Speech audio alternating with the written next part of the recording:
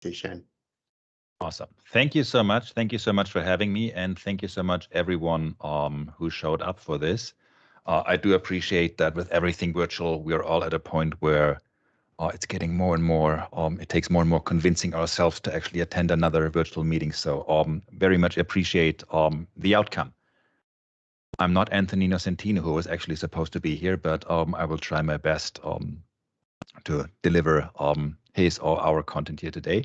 My name is Ben Weissman. My pronouns are he and him. You can reach me on Twitter and at bweissman, or you can also email me at bweissman@solution.de. I don't want to talk too much about me. I wrote a couple of books, edited and authored a couple of courses.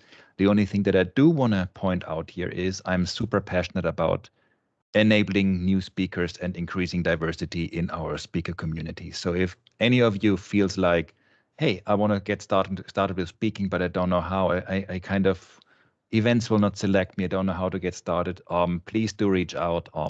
Together with my good friend William Durkin, I'm running a couple of events around that, one called Dataverse, one called New Stars of Data. At our in-person events, we also run newcomer tracks, just to make sure that we get more and more new and more diverse speaker sets. So please, if you feel like this might be something for you, even if you just want to have a discussion, please do reach out to me. And with that, we have a packed program today here on SQL on Kubernetes. My good friend here in the audience, Mr. Bagwoody, will actually recognize this slide very well because I took it from him, because he taught me that. And I think it is a brilliant visualization on how we can actually think of containers and what Kubernetes is. And I think we need this little primer to get you to understand what we'll be doing in the demos, which will obviously be much cooler than just a slideshow. So this is something that I'm going to assume probably all of you know. Virtualization. You may be running ESX on VMware, you may be running Hyper-V, you may be running some kind of other virtualization platform. And we've been doing that honestly for the last couple of decades, we can say at this point, because at some point we realized, yeah, buying bare metal for every single application, that doesn't make sense. So we're going to do all this on so-called virtual machines where one computer is running on another computer. And the biggest issue I see, well, there is with that is you get a lot of redundancy. You get redundancy because you need all that extra virtual hardware. You have an extra operating system. You have those extra applications, and all those need to be maintained. So running 3 virtual machines, all these 3 virtual machines running SQL Server, for example, that means a part of licensing and stuff. Let's not go into that. We just assume there is no licensing for today. Still, you need to install 3 Windows machines. You need to maintain 3 Windows machines, meaning you need to supply Windows updates to 3 machines. And even if you can automate that up to some degree, someone needs to make sure this is happening. You need to upgrade all these SQL servers and other applications in there. And this is where containers kick in, because a container is kind of solving that issue. A container is using a so-called container runtime that is sharing the operating system of its host. So instead of having everything duplicated, well, we're just sharing, because sharing is caring. That's cool. So instead of having to maintain 3 different Linux or 3 different Windows or 3 different whatever operating systems, we just share that of the host. That does also imply that a container requires to run the same operating system as its host, unless it's running in a VM in that host. So let's ignore that for now. The cool thing about a container, you can think of a container is based on an image. Think of that like an ISO image that you could download from somewhere. You just take this container image and spin it into memory. Cool thing about that, if you need 3 SQL servers, you just spin that same, or 3 whatever applications, you just spin that same image into memory 3 times or 5 times or 8 times. Well, and if you need to upgrade your 3 SQL servers, you just download that new image once, remove the image from memory, and spin it up into memory again. There's a little bit more to it, but we're going to get to that in a second once we get into a demo. Like I promised, we're going to do some more exciting stuff than just slides. And by the way, one thing, if there's anything in between where you have questions, either use the raise hand question as suggested by Jean, or also feel free to unmute yourselves. We are an intimate, friendly group here. So if there's any questions or anything that I can clarify, please do let me know. So, okay, we got these containers, and they're cool. They are lightweight. They're solving a specific task, but the issue with containers is, well, they don't talk to each other very well, and they're also, well, scaling and high availability, all that is an issue. This is where Kubernetes kicks in. So Kubernetes is a container orchestrator, and the only job that Kubernetes has is to launch and run and operate pods or containers. A pod is nothing else than a collection of containers that belong together in an application. So a pod may consist of a single container, or a pod may consist of multiple containers. For example, I want to deploy a WordPress pod, and that WordPress pod may consist of a database container that's holding the MySQL database, and that's another container that is holding the actual WordPress application. And since we never want those to be separated from each other, we will deploy them in one joint pod. Doesn't necessarily have to be that way, but that might be one way to think of it. And when we think about more complex scenarios that we're going to talk about later, like something like big data clusters, for example, a flavor of SQL Server that only deploys in Kubernetes. So there is no way around that. You cannot just deploy a big data cluster on Windows.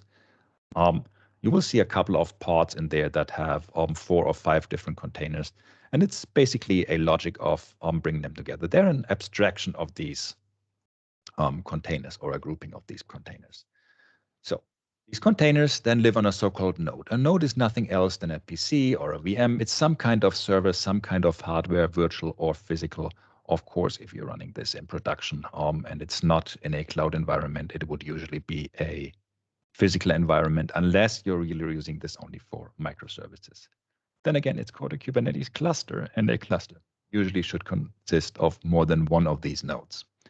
The whole idea behind that is you can not only utilize multiple servers, but that also brings you availability. So up here we have our friendly control plane, whereas all the others are the worker bees. The control plane is making sure that all your workloads are getting scheduled on any of these nodes. If one of these nodes dies, or any of these nodes just gets too much workload, the control plane will say, hey, you pod, you go from here to there.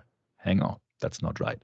A pod never goes from here to there. A pod is ephemeral. So that means if a pod is being removed from one node and it kind of reappears on another node, it's not the same pod. It's a completely fresh instance, meaning a pod never gets recreated.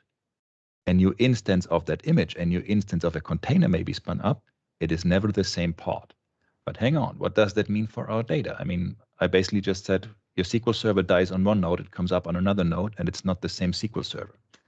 The cool thing in Kubernetes is we do separate between compute and storage. So storage will usually be, and there's exceptions to that, there's something like local storage, which is a bad idea for something in production. In case your node dies, your storage really goes away. So let's leave that scenario out of the equation for now. What that means is you bring in some kind of external storage, and that can be an Azure disk, it can be Azure Files, it can be NFS, it can be iSCSI, it can anything. You can bring in an S3 storage from whichever of the cool hardware vendors, like for example Pure Storage, which we're going to do. And remind me at the end to share that link with you. We're doing a very fun session in October with our friends from Microsoft and Pure. So DJ Data, Jess Schultz, Anthony, and myself, we're going to do a little Jeopardy-style game show around Azure Arc-enabled data services, which should be a lot of fun. Back to topic, before I'm going down another rabbit hole. Separation of storage and compute. That means whenever your workload, whenever your compute moves between your different nodes, you don't care, because the existing storage, the storage that was previously attached to the previous pod, will just be attached to the new pod. In the case of a SQL Server, as we can see later, one pod dies, new pod gets spun up, it picks up the same storage, and therefore it will have the same databases. So for your user, it does not make a difference. Your SQL Server may be going all around in circles. For your users, it will just be as if it had never been gone. What do you really need to know on Kubernetes? Well, we've established there is something like a cluster, and in that cluster, while not mandatory, you will usually organize everything that you have in namespaces. Think of a namespace kind of like a folder. You can also think of it like a named instance if you want. It's super helpful because you can organize your resources. It also means if you delete one of these namespaces, everything that's in there gets deleted and is gone. But it also means that you can set something like resource quotas on that namespace. You can set specific permissions on that namespace, like, hey, I want Buck to have access to my SQL Server namespace so he can have all the funds with my SQL Server on Kubernetes. But there is no way I'm going to have Buck access my WordPress namespace, because then he will start messing with my blog again, and we don't want that happening, of course. Then that namespace you would usually have outside of your cluster, you have your storage. Within that namespace, you have something called a persistent volume claim. That persistent volume claim is simply an object in Kubernetes that is referencing actual physical storage. Actually, there's something in between, a persistent volume that I've left out here due to the interest of saving a little time. And that storage will then be accessed by your deployment, your application. It can be a web server. It can be a database like SQL Server. It can be all kinds of things. So your deployment will access that persistent volume claim, or in theory, multiples, because another thing that we're kind of leaving out here is something called a storage class. That's the idea of a storage class is, well, I have super high performing storage here on multiple SSDs, and then I have super old spindle disks there, which I'll just use for backup purposes or whatever. You may have different persistent volume claims, just like in the Windows world, for example, where you have different drives and different storage mounted into your Windows server, which you will then bring as different drive letters. It's not exactly the same, but it's kind of the best equivalent I can come up with. The issue is now we have that deployment, which may consist of one or multiple pods or even different replicas of that pod. That pod sits in there in Kubernetes, doing nothing because it's not even reachable from the outside. To fix that, we have something called a service, which basically provides us an endpoint, and there's multiple kinds of services, internal and external, including without load balancing. And somebody here is this. I just muted someone. Under normal circumstances, that is how you would actually share, and I called it internet. It could also be your intranet or just your local network or whatever. Through this service, you're exposing your deployment through this service. You're making sure that anything that is happening in your Kubernetes cluster is represented to the outside. So that service is basically an IP address and a port. And the cool thing about that service is, again, it kind of sits on the edge of your Kubernetes cluster. So if your pod starts moving around on different nodes, your Kubernetes cluster knows that, and it tells your service about that, or your service just knows that. So that is what I meant with you're connecting to that service endpoint, and what's happening on the inside with that pod moving around, you don't care. It's just automatically happening, and you got that single endpoint to connect to. There is not just one Kubernetes, so you cannot just say, hey, I will just go ahead and download or put in the Kubernetes CD and then go for it. First of all, are you deploying your Kubernetes cluster in the cloud /a cloud, or are you doing that on-prem? You can do it in the cloud or infrastructure as a service. You can just deploy virtual machines and deploy your own Kubernetes cluster to that. And there's all kinds of Kubernetes distributions from kubeadm to, by the way, what you see up there, K8s, Kates, that's the short form of Kubernetes. There's 8 letters in between the K and the S. That's where it comes from. There's a super lightweight distro called K08s. So there's all kinds of Kubernetes distributions that you can install yourself. If you're going to the cloud, in many circumstances, you may actually consider a managed service, something like Azure Kubernetes Services or EKS on Amazon, GKE on the Google Cloud, and there's a ton more. The cool thing about that is you don't have to worry about a whole lot of stuff. You don't have that control plane that we saw earlier because it's just virtually built into the overall model. But of course, you can also deploy Kubernetes on premises, either on bare metal or using virtual machines.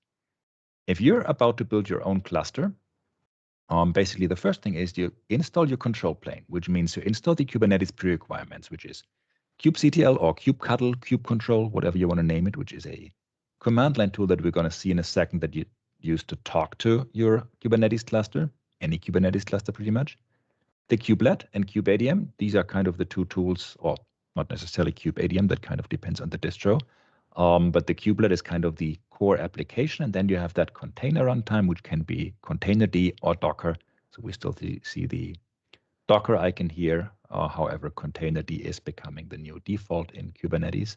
But some kind of container runtime that is making sure those containers that we saw earlier, those images, actually get spun up into memory and run there. It's also responsible for pulling these images. So another thing that we're going to see later, when you want to deploy an application, you just say, hey, I want an application that's named like this, And Kubernetes will even automatically download that image. So it's not even like you have to download something before.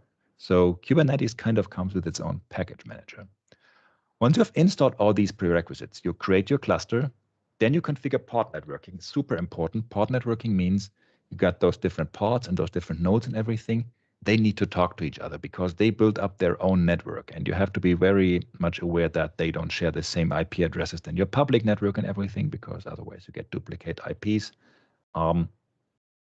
That way, Kubernetes makes sure that all these pods, all these containers, all these nodes can actually talk to each other.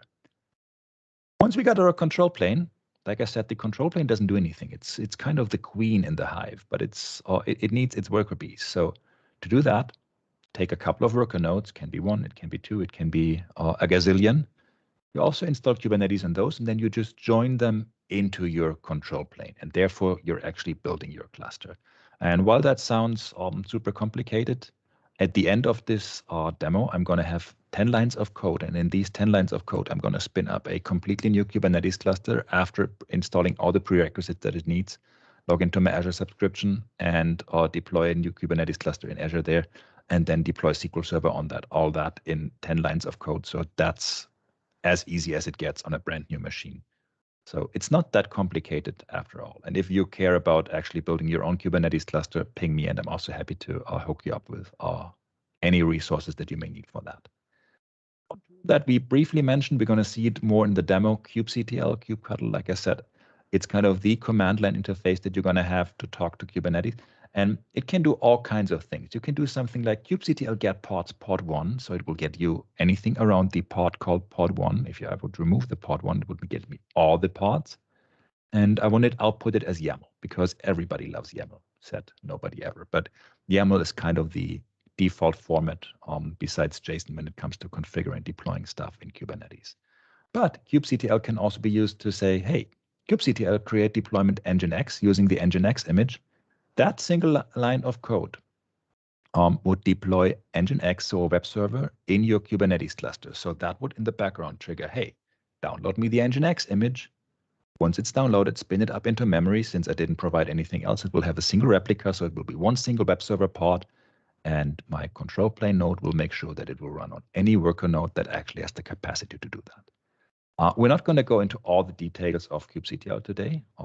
We did that last week when Anthony and myself were running a PostCon at a conference, but it takes a little more than just these couple of minutes to get all that done. There's 2 links in there to the Cubectl documentation, also the little cheat sheet.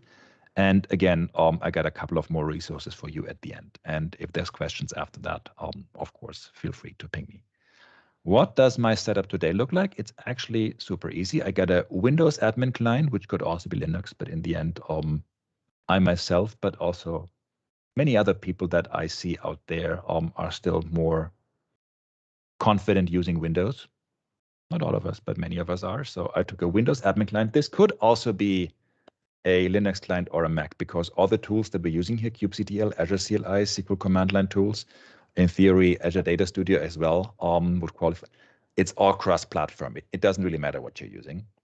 And I've pre-deployed 2 Kubernetes clusters, an AKS cluster, so Azure Kubernetes Services, and a kubeadm cluster, which is, in my case, actually also running on Azure, but it's running in virtual machine. So I self-built this. And with that, we are almost ready for our demo. I know I was speaking super fast, but I want to get as much content to you as possible. Are there any questions before we jump into the demo? Feel free to come off mute. Feel free to use chat. And otherwise, I will just straight into here. Okay, cool. Oh, there's a raised hand. It's Mr. Bugwoody. Yes, please.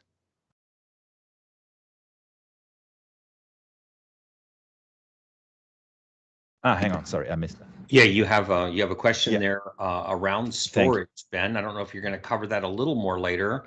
Sinar has the question on, is in storage, do we also keep system DBs for SQL Server if the pod moves from one to another? You mentioned it is brand new SQL instance, so I'm curious at how system DBs are handled. Awesome. First of all, thank you so much, Buck, for pointing that out. For some reason, I missed that despite looking at the chat. Apparently, well, it shows that my day is basically over at 6:30 p.m. Excellent question. And I'm going to show you that in a second. But in a nutshell, what is happening is when a new SQL Server gets spun up, what SQL Server in Kubernetes or SQL Server on Linux in containers or basically also on Windows, any new SQL Server will do it. Will check, do I already have system databases? Yes, cool. Let me use those. And if there's system databases, there's a master database. Hey, are there any user databases defined? If so, cool. Let me bring those online. If not, it will basically start with a clean installation, meaning fresh MasterDB, fresh MSDB, fresh everything. In that case of Kubernetes, since we're using persistent storage, that persistent volume claim, the same storage will be attached again. So after the initial deployment of that pod, what will be happening is that pod will be accessing the same storage that the previous pod was accessing. That's also why it's important to only have one pod running at a time, because you don't want two SQL servers accessing the same storage at the same time. It will see, oh, cool, there's already a MasterDB and so in there. Let's pick that up. It will bring those online first. And once they are online, what it will do is it will bring up the user databases in that MasterDB. So that initializing of these system DBs is only happening once, which is happening at the very first time that SQL Server gets deployed towards that storage, or a SQL Server gets deployed towards that storage. From there, it will always pick up what's in the existing storage. I hope that clarifies it, but we're also gonna see that in a sec in the demo. When we get to SQL Server, pod as high availability solution, yes and no. We're gonna see that at the very end. I'm probably not gonna demo it due to time, but I have it in a slide, and that works for something called Azure Arc Enabled Data Services. Ben? Yes. I'm seeing a couple texts say they cannot hear. I'm not sure how many people there are. Two. There is Alan and Patel. I'm not sure if the issue is from their end or is it from our end. Right? Well, this is Teams, so I have to assume it's on them. Also, given that you can hear me and Buck was able to hear me, and most of the so I can also hear you if you need some other person. Okay, awesome. No issue. Thanks. Yeah. Well, all I can do is refer them to the recording in that case, because unfortunately we do not have the time to debug Teams. Nobody ever has, and I don't think nobody ever will. But let's jump into the demo. Before we get into SQL Server and Kubernetes, I would love to show you some basics on Cubectl first, just so you see that how it's built, what it does. Like I said, I've already pre-configured 2 Kubernetes clusters, and those 2 Kubernetes clusters, AKS and kubeadm, I've also added them to my Cubectl config. So my Cubectl knows, okay, these are the 2 clusters, these are the 2 clusters I can talk to. So before I send off any commands, I have to tell my Cubectl, hey, this is the cluster I want to talk to. So let's start with the kubeadm cluster and just run a command called kubectl get nodes. What this will do is it will give me a list of all the nodes in that specific cluster. So what we see here is, okay, Ben deployed that thing 33 hours ago. It's running Kubernetes version 121.3. It consists of 3 nodes, 1 control node, and 2 worker nodes. Let's try the same thing on AKS, Azure Kubernetes Services. Okay, deployed around the same time. We see 3 nodes there, but they're all agents, so there is no control plane. Hang on. I thought we need a control plane. We do, but in managed Kubernetes, AKS, EKS, and so on, that happens behind the scenes. So your workloads will still get scheduled, but you don't have to worry about that. Let's start with something super simple.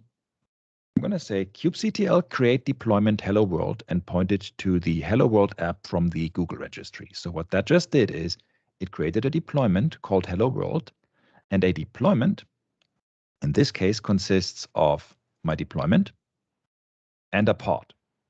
My pod is also already running, so within those 11 seconds that image got pulled and spun up into memory and is now accessible, well, at least within the cluster. And what we see here, ready 1 of 1, up-to-date 1, available 1, what that's showing me is this is a 1 replica deployments. So we want to have one single pod in there, and that's also what we see down there, where we see that one single pod showing up. That pod's also called hello world, and then it's followed by a random string or number, so a random character, which is reflecting our replica set, so the set behind that deployment, and then another unique string for that specific pod.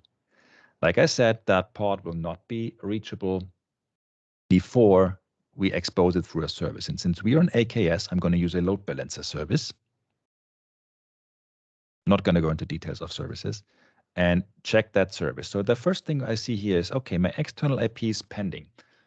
What's happening here is I'm in Azure and I'm using a load balancer service. So what Azure is doing due to that simple, so this actually triggered something happening in Azure on the background without me executing any AZCLI commands or so. This is now creating a new external IP address in Azure for me. Let's just see. It usually takes a couple of seconds. There we go. And I'm going to save this into a variable. I can now go ahead and say, hey, just curl me this CURL, get me the content of that endpoint. Come on. I did not finish my lunch, so apparently the demo gods are angry with me. It still should come back in a second. What is happening here through this external IP? Come on, let's try this again. Sometimes it takes a sec for the actual load balancer to come up. There we go. So on the command line, I was just talking to this web server. I could, of course, also do the same thing in a quote unquote normal browser. So I'm just accessing that IP and that pod is answering me. So with that one line of code that created the deployment and exposing the service, I basically created a publicly accessible web server. It may not be super useful information or super helpful, a container that just says hello world, and the hello world app also does not even support you bringing in your own content. But it's still pretty cool if you consider, hey, with just these 2 lines of code, I've just downloaded, spun up, and exposed a brand new application. Another cool thing in Kubernetes is how easy you can scale stuff. So all I can do have to do here is say kubectl edit this deployment. This will spin up the default text editor. And here where it says replicas 1, let's just change this to 5.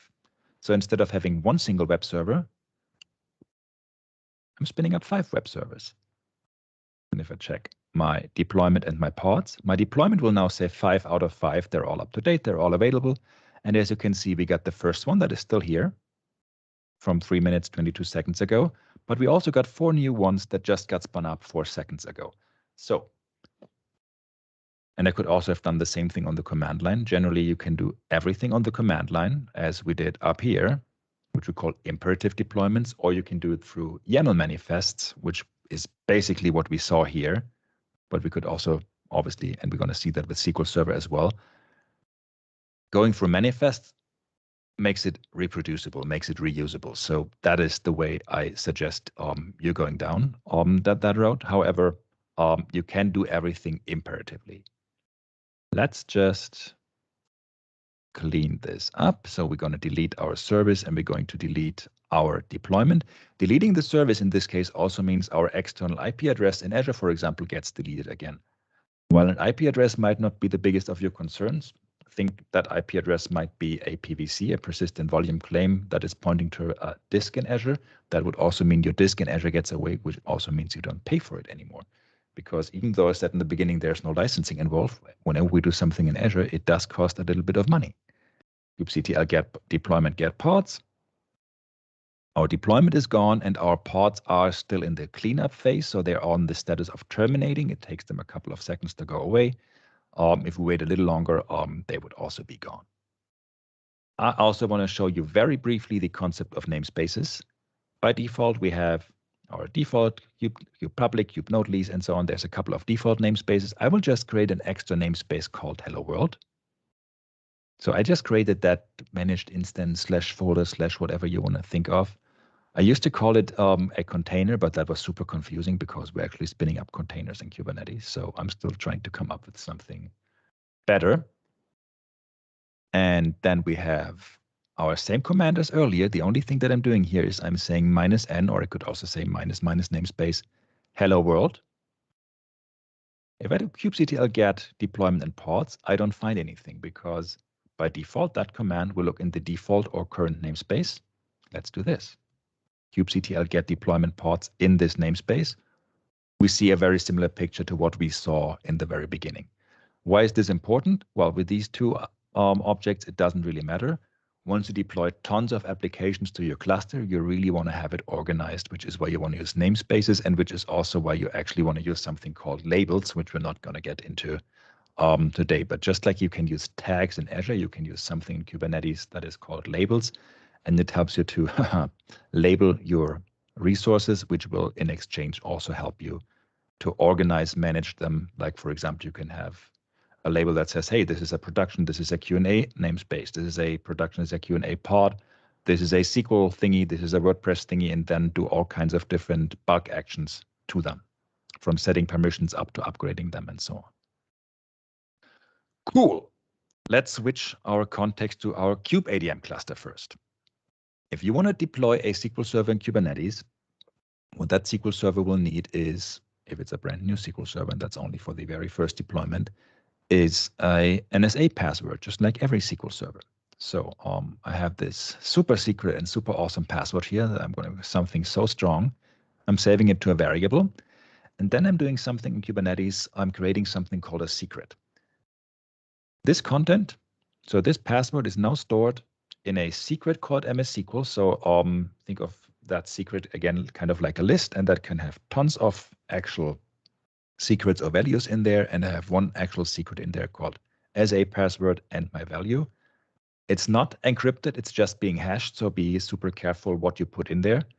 So in a production environment, what I would suggest you're doing, first of all, don't hard code your password in here, but have it come from something like Key Vault. And once it has deployed with your default password, have another script that actually changes it to something that I could not just read in clear text from your Kubernetes cluster. Like we said, we have storage and compute. So let's take a look at how we're going to handle storage first. In this case, I'm defining a persistent volume claim here in YAML, which is going to be called SQL storage. It's using a storage class. There's tons of different ways on how you can access storage, but a storage class is something super neat because it basically means, hey, it will do all the work for you. It's going to have 10 gigabytes in size, and it has the access mode read-write once. Read-write once does not mean I can only read or write once to it and then it's gone. It means a single pod can use it for read-write access. So we can't multi-attach it with it, which is exactly what we want for something like a SQL Server. Kubectl apply, I'm applying this file, and by applying this file, what Kubectl will do is it will take a look at this file, any resource that's in there, and that resource could be just the storage that we had in there, but there could also be tons of resources in the same file. And if we do kubectl get PVC, what we will see is, hey, there's my SQL storage, just like we've defined it. It is bound, so it is actually accessing my NFS server 15 seconds ago. There's my capacity, it read-write once. And it also created a dynamic volume, and that volume has basically something like a GUID. Okay, cool. Now we have storage. Now we want an application to access it. It's a deployment. We're calling it MS SQL deployment. Replicas is once. I'm not going to go into all the details. And Buck also posted a great blog post from our Portworx friends on how to do high availability on Azure Kubernetes services with SQL Server, and I'm going to talk about more about that in the context of Arc-enabled data services.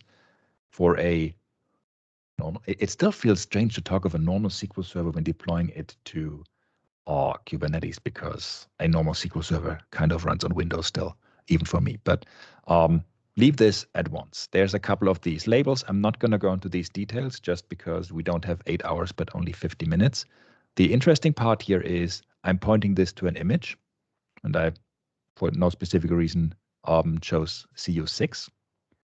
I set a couple of environment variables. I'm accepting the license agreement. I statically set that to yes. This is where my SA password comes in. So instead of having a static value here, which I could also do, which would be even worse than having it hard-coded here in my PowerShell script, I'm referencing that secret. So the key SA password from my MS SQL secret, if you look back here, MS SQL, the name of my secret, as a password, the name of my key. And I'm mounting that SQL storage volume claim down here, up here, calling it calling that volume MS SQL DB, and so I'm defining the volume and I'm mounting it at this specific path. This is where SQL Server kind of expects all its stuff to sit. But I could have, like I said, multiple volume mounts. So I could have one where I'm going to store my temp DB, one where I'm going to store specific user databases, one for other user databases, whatever you need. One for backups, for example. There's also a ton of more environment variables that are all in the docs, and I'm going to have a link to that at the end. For example, you could use do I want the SQL agent to be started or not, and so on. And instead of just deploying my SQL Server, I'm also exposing it immediately through a service. In this case, through a node port service, not a load balancer service. I'm on my Cubectl cluster, so I can't just say, hey, give me a new IP address. We don't have that capability necessarily on every on-prem machine. So what node port means is this will spin up on that port 31433 on every single IP address of my Kubernetes cluster. So if you're talking to the control plane or if you're talking to any other worker nodes, it doesn't matter. You can reach out on that port, and this is where this service will be exposed. And if you talk to either of those IP addresses or DNS names on that port, you will reach this SQL Server. Okay, cool. Let's apply this as well. And by the way, we've just deployed SQL Server on Kubernetes. That's it. Let's just check out our deployment. Okay, 1 of 1 is ready. It's up to date. It's available. Good stuff. How about our pod? Okay, so the pod is also running. And just like earlier, we have our replica set ID as well as the unique ID of that pod. We also got our service, which in this case has no external IP and it's not pending or anything. It's showing none because we're using a node port service. So again, any external endpoint of our Kubernetes cluster on that port, or on that random port actually that's coming up here, we can access it through. To do that, I need two different informations. I need one of the IP addresses, and since I keep redeploying my Kubernetes cluster, I'm just grabbing that from my config, and I'm also just grabbing the port from here. So this will be my endpoint. So K'Atzle. So if you want to follow along, you could even do that now because this actually sits in Azure. So what I can do now is select add server name, add version on that endpoint using my password, and there we go.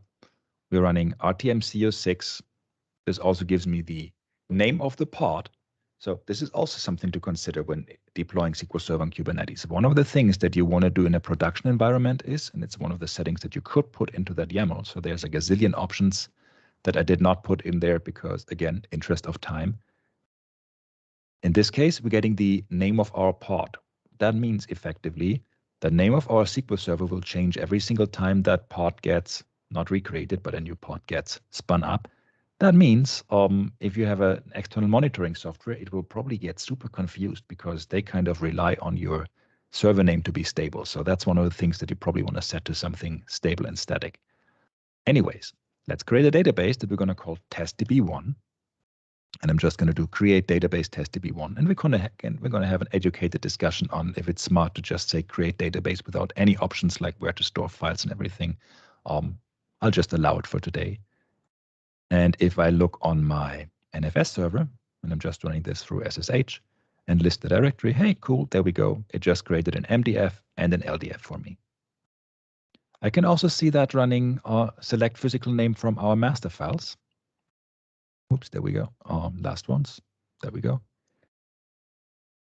And I could go on and create more of these files. I could now restore an existing database, whatever. Let's shut down SQL Server, which is something many people aren't aware of. You can basically shut down SQL Server on its own by just running shutdown with no wait. What this does is it actually, as you can see here, 11 seconds ago, this doesn't do anything to the pod. It does something to the container. So the pod is still the same, but it restarted the container. So we got a brand new container. However, the pod is still the same. And by the way, everything is still here. I can also run this command again. And hey, there's my DB1 still as it was. I never noticed it was gone. let's do this. There's my pod. I'm going to save its name into a variable. I'm going to delete my pod. And with this pod being deleted, our SQL Server was deployed as a deployment, no pun intended. That means we have got that replica set behind that, and that replica set makes a new pod appear immediately. So we deleted this pod, 2H9DL, a new pod, JQ8BB, immediately got spun up 16 seconds ago. So that's what I meant, completely new pod. I forced this behavior by deleting the old pod, but that could also have happened by just we're losing a node or whichever other reason our control plane figures that we would have to actually spin that workload to another node. However, new node, and this kind of comes back to the question that we had earlier on system DBs. Well, our test DB1 is still here. That is pretty much proof that we still have our own master DB and so on. Have you ever upgraded a SQL Server on Windows? It's a bit of a pain. Let's just update this SQL Server from CO6 to CO11. Oh yeah, we're done. Almost, to be honest. If we check out the rollout status of this deployment, it's successfully rolled out. However, what happened here is we have our original deployment that we did about 5 minutes ago. What SQL Server did first, it scaled down this replica set to 0. Again, making sure we don't have a new SQL Server with CO11 trying to access our storage before the old one is gone. So it scaled down the old one, scaled up the new one. We check our replica sets. The old replica set is even still here. It just doesn't have any current ready or desired pod counts anymore, whereas the new one does. Let's do a select add server name, add version in here. And server is in script upgrade mode. Only administrators can connect at this time, and apparently I'm not. That's what I meant kind of when I said, well, we're done with the upgrade. The upgrade itself is done, but of course SQL Server needs to do all its magic. It needs to apply all its upgrade scripts and everything. And we can also check out the logs, because the logs of that container are basically the logs of SQL Server in that case. Recovery is complete and SQL Server is ready for client connections. Awesome, let's run this. And we're on CO11. How cool is that? Pretty cool. Let's delete this SQL Server, because now I'm going to show you the exact same thing on Azure Kubernetes service, and that's why it's so important. So if you got more complex applications, to use those fancy YAML scripts instead. I'm switching to my AKS cluster.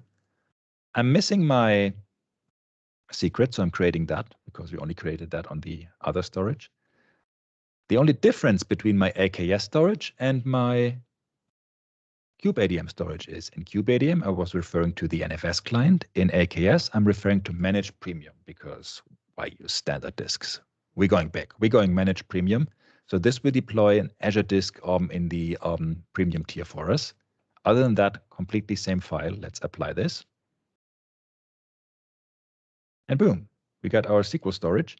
In that case, it works slightly different. It's not bound, it's pending, because the way managed disks in Azure work, it now has kind of created that pointer for us, but in the interest of us saving money or whatever the reason for that might be, well, the actual reason is the way that storage class is configured.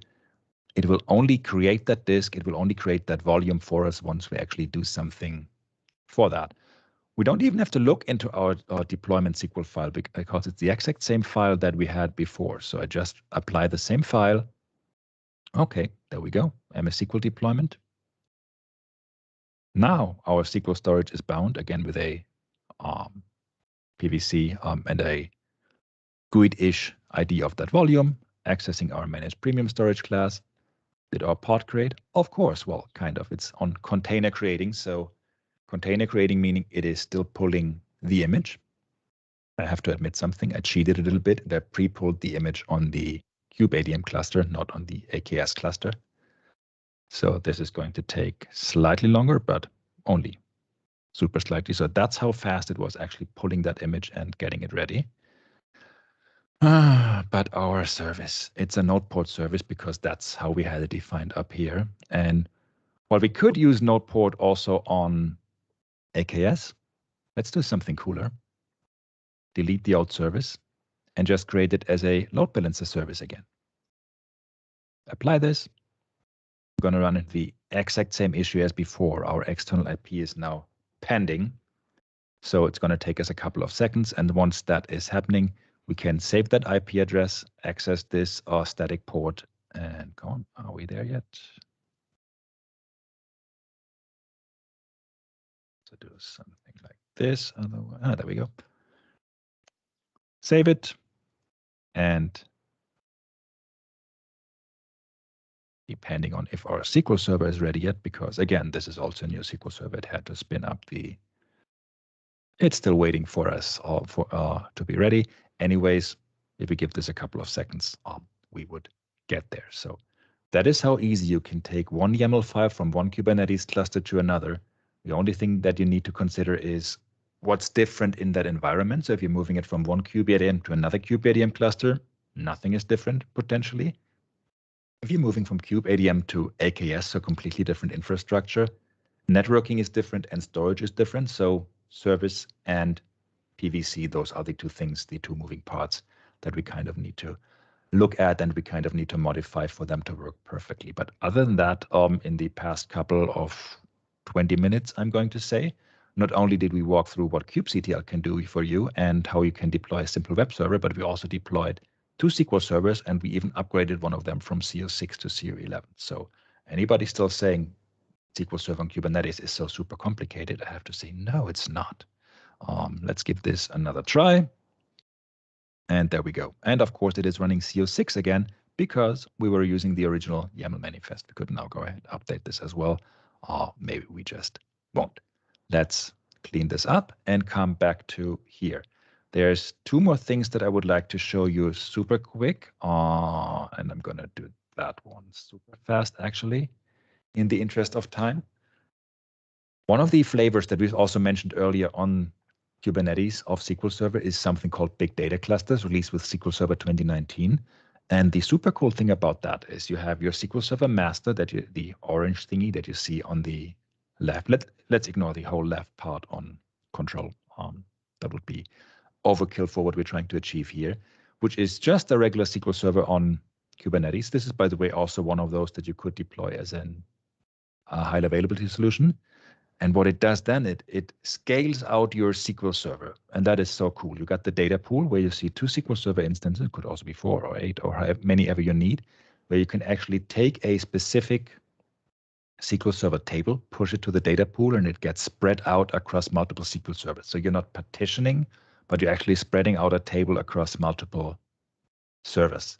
And below that, maybe even cooler, you got the storage pool, which is a built-in HDFS, so a Hadoop file system with a SQL Server and a Spark endpoint. So now you can talk in Spark or SQL to your SQL Server. You can bring in files to your SQL Server. So you're deploying a SQL Server that is also coming with its own file system. How cool is that?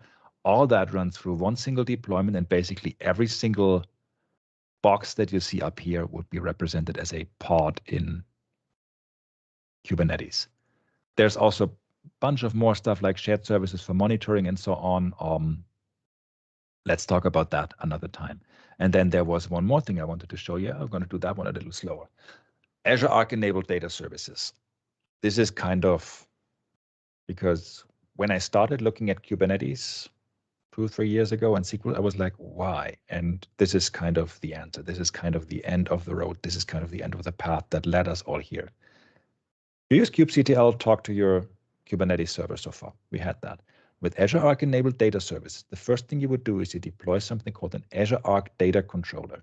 What Azure Arc in general does, it bridges the gap between the Azure world and anywhere you have stuff. So you can now deploy a Kubernetes cluster on-prem or in AWS or in the Google Cloud or wherever you feel like, and deploy that Azure Arc data controller. And that Azure Arc data controller, bunch of pods, again, in Kubernetes, will basically talk back and forth to the Azure cloud. In there, and you can do that using the Azure CLI or Azure Data Studio or even the Azure portal. How cool is that? You can deploy something on-prem from the Azure portal. You can also use ARM templates or even cooler, Bicep. so many rabbit holes that I have to make sure I'm not jumping in. You can even automate that using Git merges, but now we're getting to the actual cool part. On top of that data controller, in that namespace, you can deploy something called Azure Arc-enabled SQL Managed Instance and Azure Arc-enabled PostgreSQL Hyperscale. A SQL Managed Instance, something that was previously only in Azure, that's why it's called Azure SQL Managed Instance. You can now deploy that everywhere. I can go into AWS and deploy my managed instance. I can go on-prem and deploy my managed instance. It's a single line of code again, or I can deploy it through the GUI or the portal or the Azure, doesn't matter. All kinds of cross-platform tools that I can use. It will talk back to the Azure portal. So in the Azure portal, I can use all that for monitoring and analysis and stuff. I could even set up alerts. So hey, the Azure portal, or more specifically Azure Monitor, sending me an email or a text or whatever. Hey, your managed instance that is running in AWS, it's running out of disk space, or it's using too much CPU, or whatever might be wrong with it. I could apply all these rules to all my managed instances across all my estates. So wherever you have stuff, you can just bring it together through Azure Arc. And this is also how you could deploy a high availability solution super easy. So there's a command called AZ for the Azure CLI SQL. And instead of AZ SQL MI for AZ SQL managed instance, you would just say AZ SQL Arc MI, create, give it a name and so on. And then you should say, hey, replicas equal 3. Make this a 3 replica availability group. Done. High availability group. It would even work on a single node cluster. However, we could argue how high available that would be. Those ARM templates could actually talk to pretty much everything in there. It even comes with 2 management dashboards, the Kibana and the Grafana dashboard, which means even if you're not constantly connected to the Azure portal, which might be because you're on an oil rig or you're in some other disconnected or edge scenario, you would still have monitoring on all your I'm going to call it on-prem, but on your wherever you are estate, not just through the Azure portal, but again, also all that data will be uploaded to the Azure portal in either a direct manner, meaning you're constantly uploading everything, you don't have to worry about it, or if you're on the edge or if you're on a cruise ship or wherever you are and you don't want to constantly do that, either because you do not have the connectivity or bandwidth or whichever, you can do it in an indirect connected mode where we will just define and decide when you're actually going to trigger that upload. I did promise you a couple more resources. So Arc-enabled data services, big data, SQL on Kubernetes, the whole SQL on Kubernetes saga, if you want so. We did all that in books and also in courses on Pluralsight. So if you go to bookmark.ws/AKS path, for example, you're going to find all our courses on Azure Kubernetes services. When I say our, I wrote the BDC book with my friend Enrico and co-authored most of the other contents together with my good friend Anthony Innocentino. There's Pluralsight course. If you do not have a Pluralsight subscription but want to see one of these specific courses, ping me and I'm going to get you a free trial for that. So I'm not trying to sell you anything, but there's lots of deep dive content in there that you can certainly make use of. And with that, here's my contact details again. Are there any questions? And I already see one question. Will the Arc option work for Azure SQL PaaS? Sridhar, and I hope I'm saying your name right. If not, apologies.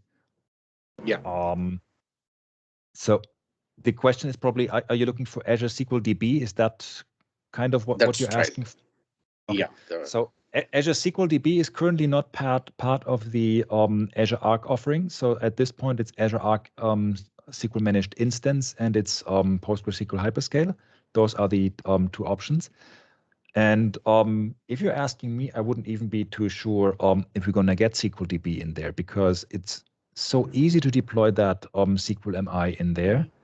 I personally do not see a huge benefit that you would get from SQL DB in this case.